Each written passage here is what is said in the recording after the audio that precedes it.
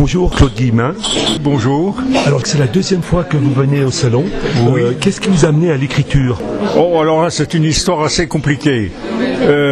Ça vient du fait que j'ai été contraint de raconter ma guerre d'Algérie à mes petits-enfants.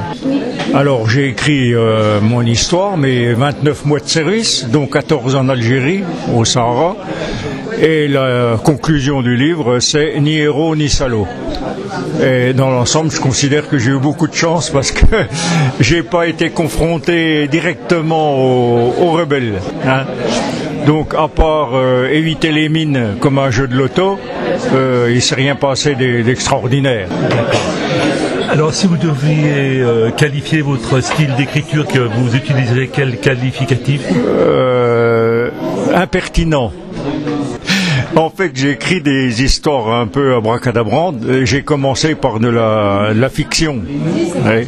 Donc en 83, oui. Non, 2003, je dis des bêtises. J'ai écrit des histoires qui s'appellent Les Aventures de Sam, dont les premiers lecteurs ont été mes petits-enfants. Donc ma particularité, c'est de fabriquer mes livres. Donc je suis à peu près le seul auteur franc-comtois à fabriquer mes livres de A à Z, ça depuis plus de 10 ans. Alors j'en suis à peu près à 13 titres. Et puis j'ai eu la chance de trouver un éditeur qui s'est intéressé à mes écrits, ça s'appelle Les Éditions du Citron Bleu, et c'est là qu'est né ce livre Histoire extraordinaire en Franche-Comté. Voilà. Ensuite, j'ai participé à un ouvrage collectif avec d'autres collègues du Citron Bleu, donc on est 7 auteurs à avoir écrit des nouvelles. L'année dernière, j'étais au Modou, et c'est la dernière fois que j'y vais, puisque les auto-édités sont plutôt mal vus. J'ai écrit un polar qui s'appelle Vengeance mortelle. Alors il a ce site particulier, c'est que ça se passe dans le milieu de l'édition. C'est-à-dire que c'est un auteur aigri qui a été vexé de ne pas avoir été pris par un éditeur, et puis il décide de dégommer tous ceux qui ont eu la chance d'être pris. Mais comme c'est quelqu'un qui a peur du sang, il n'y a pas de sang, il tue ses victimes à l'arbalète. Dans certains de vos ouvrages, vous abordez le thème du voyage.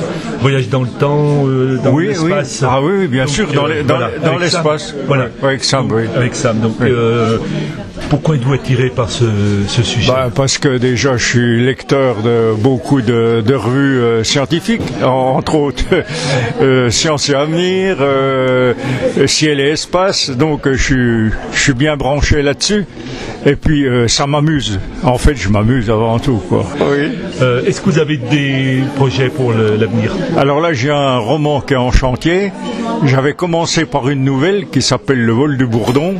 Et puis là, je vais en faire un roman. Donc j'en ai fait la bonne moitié. Puis là, je suis en train de finir.